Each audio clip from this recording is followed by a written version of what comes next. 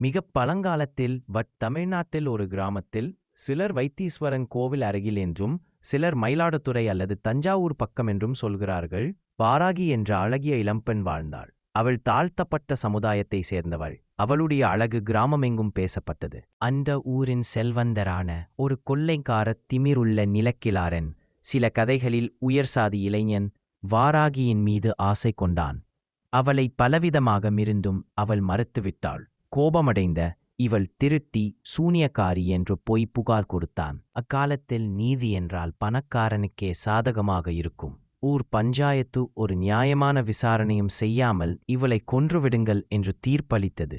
வாராகியை ஒரு மரத்தில் கட்டி அரிவாள்மனையால் தலை துண்டிக்கப்பட்டது. சில கதைகளில் உடல் சித்தரடிக்கப்பட்டது என்றும் வருகிறது. அவன் இரத்தம் தரையில் விழுந்ததும் பயங்கரமான அதிர்வு ஏற்பட்டது. துண்டிக்கப்பட்ட தலையிலிருந்தும் உடலிலிருந்தும் ஒரு உக்கிர தெய்வம் எழுந்தது. அதற்கு பன்றி முகம், பராக முகம், 8 கைகள், ஒவ்வொரு கையிலும் ஆயுதங்கள், எருமை அல்லது சிங்கத்தின் மேலமர்ந்திருக்கும் கொடிய தோற்றம். அவள் கோபத்தால் நிலம் நடுங்கியது. உடனே அநியாயமாக கொன்றவர்களையும் பொய் சாட்சி சொன்னவர்களையும் தவறான தீர்ப்பளித்த பஞ்சாயத்தரையும் ஒரே நொடியில் அழித்தாள். பிறகு அந்த இடத்திலேயே நின்று, நான் தான் வாராகி, இனி இந்த ஊரையும் அநீதிக்கு ஆளாகும் எளியவர்களையும் காப்பேன் என்று அருள் புரிந்தாள். அவள் வாராகி அம்மன் திண்டுவனம், புதுச்சேரி, கடலூர், மயிலாடுதுறை, தஞ்சாவூர் பகுதிகளில் மிகவும் உக்கிரமான கிராம தெய்வமாகவும் வழிபடப்படுகிறாள்.